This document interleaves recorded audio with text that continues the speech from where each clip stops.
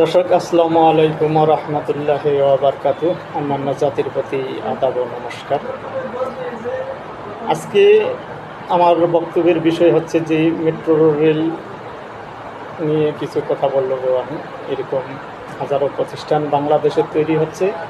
এই প্রতিষ্ঠান তৈরিতে বাঙালিদের ভূমিকা কী, এ বিষয়ে 3টি পয়েন্টে আমি কথা বলবো। প্রথম পয়েন্ট হচ্ছে যে আমি যেহেতু মেট্রো রেলে বসে আছি, এখানে এই মেট্রো রেলটা উদাহরণ হিসেবে আমি নেব। বলবো না যে এখানে মেট্রো রেলে বসে তারা দুর্নীতি করছে এই কথা বা অন্য কোনো কাজ করতে, এ বিষয়ে এটা আমার উদাহরণ মাত্র।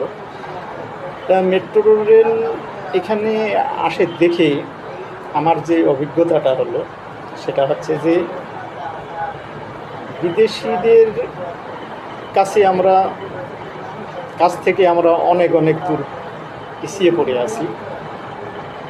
যদিও আমরা কথাবার্তায় আমরা অবস্থান দিয়ে আমরা নিজেদেরকে অনেক দূর এগিয়ে নিয়েছি, কিন্তু আমাদের কাজকর্মে আসলে আমরা ততটুকু এগিয়ে যেতে পারিনি।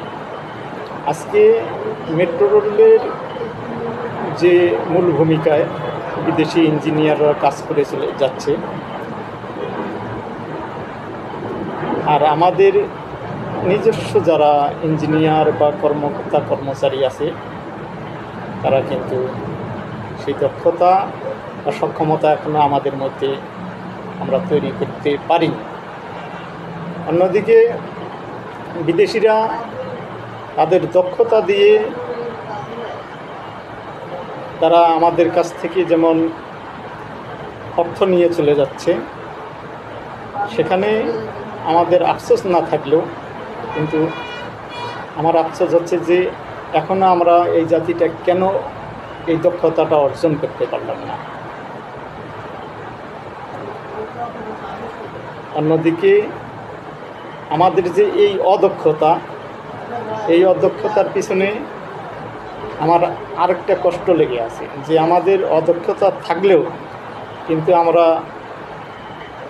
একটা সাইড আমাদের খুব ভালো, যে আমরা যদি কোনো কাজকর্মে কোনো সুযোগ একবার হাতে পাই, সেই সুযোগের আমরা সদ্ব্যবহার করতে কখনো ভুল করি না। যেমন এখানে মেট্রো রেলে কাজ হচ্ছে বা অন্যান্য প্রতিষ্ঠানে কাজ হচ্ছে, ওইখানে বিদেশি ইঞ্জিনিয়াররা তারা বেতনভুক্ত, তারা বেতনের মধ্যে সীমাবদ্ধ রেখেই তারা কাজ করে যাচ্ছে।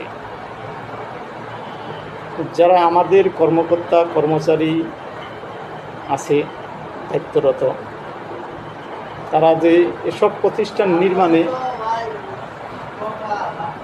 দুর্নীতি করতেছে না, এটা আমরা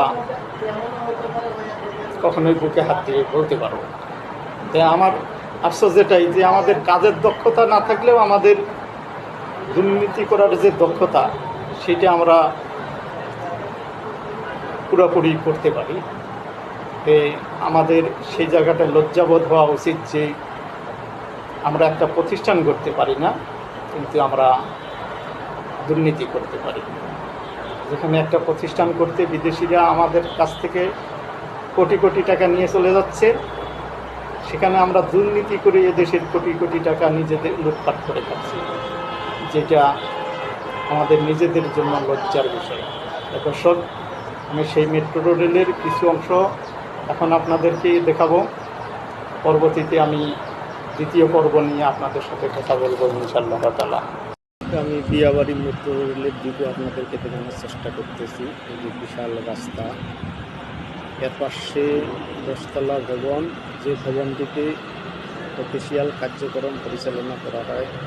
পাশে আরেকটি রাস্তা বয়ে গেছে, এর পাশে আরেকটি ছোট ভবন দেখা যায়। সেই ভবনটা হচ্ছে যে তথ্য কেন্দ্র, বিভিন্ন তথ্য সেখানে দেওয়া হয়। তার পাশে একটি ভবনটা অফিসিয়াল, বিশাল রাস্তা আরেকটি।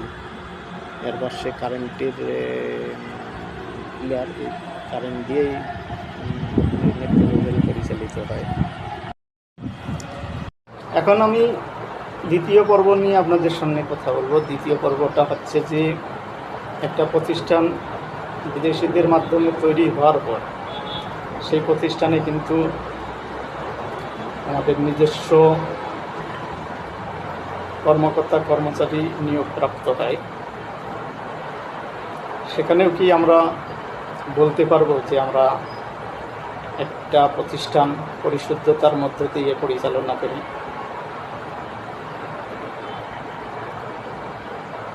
আজকে রেলওয়ে প্রতিষ্ঠানের দিকে যদি দেখা যায়, সেটা হচ্ছে যে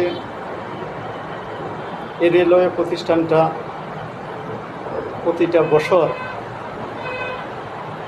লজের মধ্যে আছে এবং সরকার ভর্তুকি দিয়ে এই রেলওয়ে প্রতিষ্ঠানকে টিকে রাখতেছে।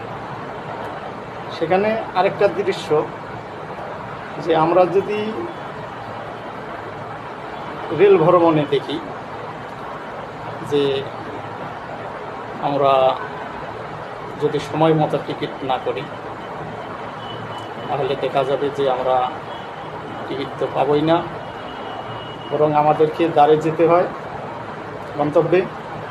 সেখানে কিন্তু পা ফেলারও জায়গা থাকে না। এই প্রশ্ন এইটাই যে যদি যাত্রী না পাইতো তাহলে আমরা লজের শিকার হইতাম, সেখানে একটা বুঝ দেওয়ার জায়গা থাকত। আমাদের যেহেতু প্রতিষ্ঠান বানানোর দক্ষতা নাই, তাহলে আমাদের মধ্যে এই প্রবণতাটা থাকা উচিত না বলে আমি বিশ্বাসী। এই অদক্ষতা দিয়ে আমরা দুর্নীতি করে আমরা নিজেদের বড় ক্ষতি করার পাশাপাশি এই দেশ জাতির আমরা ক্ষতি করে যাচ্ছি।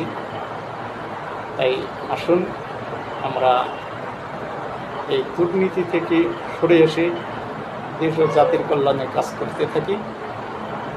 এখন আমি আপনাদেরকে আরেকটা মেট্রো রেলের দৃশ্য দেখাবো, এরপর আমি আপনাদের সাথে তৃতীয় পর্ব নিয়ে কথা বলবো ইনশাআল্লাহ।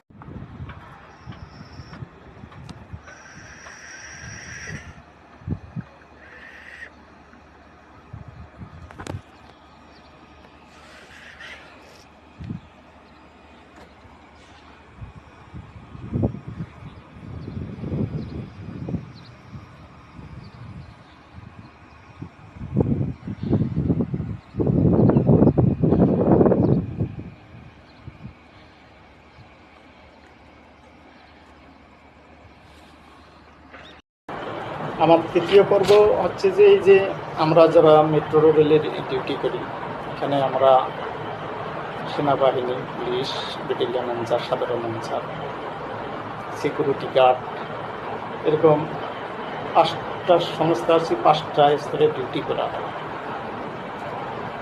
আমরা এখানে রাত দিন ডিউটি করি। এরকম হাজারো প্রতিষ্ঠানে, দেশের প্রতিটা সরকারি প্রতিষ্ঠান, বেসরকারি প্রতিষ্ঠান, আমরা রাত দিন জেগে ডিউটি করি।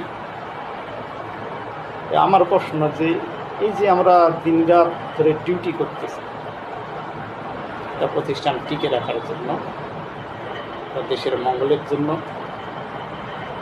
নিজের কর্মের প্রতি সজাগ দৃষ্টি রেখে আমরা এই ডিউটিগুলো করে যাচ্ছি। দেখা যাচ্ছে যে চুরি সন্ত্রাসীদের হাত থেকে আমরা প্রতিষ্ঠানকে রক্ষা করতেছি। সেই প্রতিষ্ঠানে যদি এভাবে দুর্নীতি হয়, দুর্নীতি করে এই প্রতিষ্ঠানকে ধ্বংস করা হয়, তাহলে আমাদের করণীয়, আমার প্রশ্ন, বা আমাদের এভাবে 5 স্তর 6 স্তরের যে ডিউটি, এই ডিউটিটা রাখা দেওয়া প্রয়োজন কি? অন্যদিকে আমরা যারা ডিউটি করি দেখা যায় যে ছুটির পাশাপাশি আমরা বছরে 2টা ঈদ আমাদের আসে। অনেক ক্ষেত্রে দেখা যাচ্ছে যে এই ডিউটি হিসাবে আমরা ঈদগুলো অনেকেই করতে পারি না। অনেকেই দেখি যে 2 বছরেও একটা ঈদ করতে পারি না। এই যে আমাদের ত্যাগ, এই যে আমাদের কষ্ট, এর মর্যাদাটাই বাড়ে। দেখা যাচ্ছে যারা কর্মকর্তার চেয়ারে বা বিভিন্ন চেয়ারে বসে দুর্নীতি করতেছে, তারা কিন্তু আমাদের থেকে বেতনে পরিপূর্ণ, সব দিক দিয়ে পরিপূর্ণ। তাহলে তাদের এই অবস্থানে আমাদের এই বা করণীয় কী? তাই আমি অনুরোধ করব, যেহেতু আমাদের এই রকম প্রতিষ্ঠান বানানোর দক্ষতা নাই, সেক্ষেত্রে এই প্রতিষ্ঠানের সাথে বেইমানি করারও কোনো আমাদের অধিকার নাই বলে আমি মনে করি। তাই আমাদের কষ্টের প্রতি শ্রদ্ধা রেখে, দেশ জাতির প্রতি শ্রদ্ধা রেখে, আমরা এই প্রতিষ্ঠানের প্রতি সম্মান দেখিয়ে আমরা পরবর্তীতে এসব কাজ থেকে সরে আসার অবশ্যই